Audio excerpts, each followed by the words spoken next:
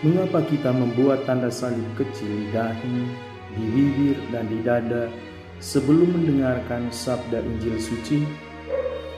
Gerakan membuat tanda salib ini sangat sederhana, singkat, dan seringkali lewat begitu saja, tanpa disertai dengan kesadaran penghayatan yang mendalam.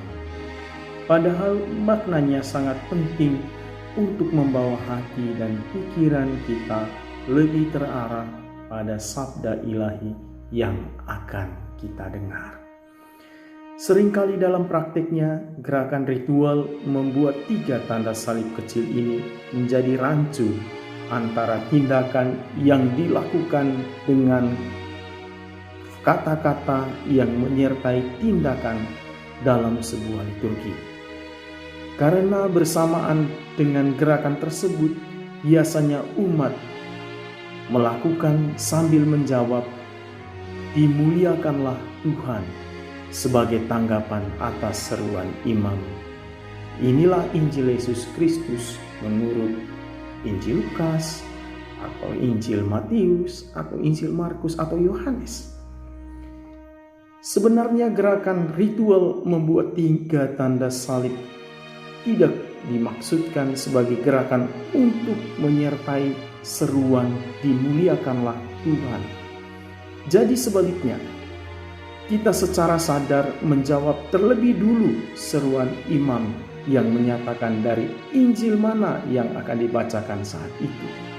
Lalu kita menjawab, "Dimuliakanlah Tuhan", tanpa melakukan gerakan apa-apa, tanpa melakukan tanda salib kecil di dahi, di mulut, atau di dada.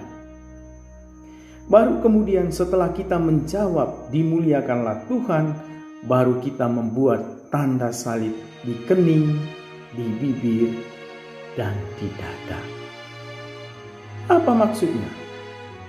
Salah satu alasan utama kita membuat tanda salib di kening, di bibir, dan di dada sebelum bacaan Injil adalah untuk memohon agar Allah berkenan membiarkan sabdanya menguasai pikiran, perkataan, dan seluruh kesadaran batin kita. Sebagai bentuk penghayatan personal, sebagian orang lebih suka menyertai gerakan membuat tanda salib ini dengan disertai doa singkat di dalam hati, seperti, "Semoga Allah membersihkan dan menyucikan pemahamanku." Kita buat tanda salib di kening. "Perkataan mulutku." Kita buat tanda salib di bibir. Dan seluruh hatiku. Kita buat tanda salib di dada atau hati. Sehingga aku diperkenankan untuk menerima sabdanya melalui Injil suci. Semoga dengan semakin menyadari makna dan pemahaman gerakan sederhana ini, kita semakin dipersiapkan untuk lebih pantas mendengarkan, menerima, dan meresapkan sabda Tuhan sebagai kekuatan bagi jiwa kita. Salam hangat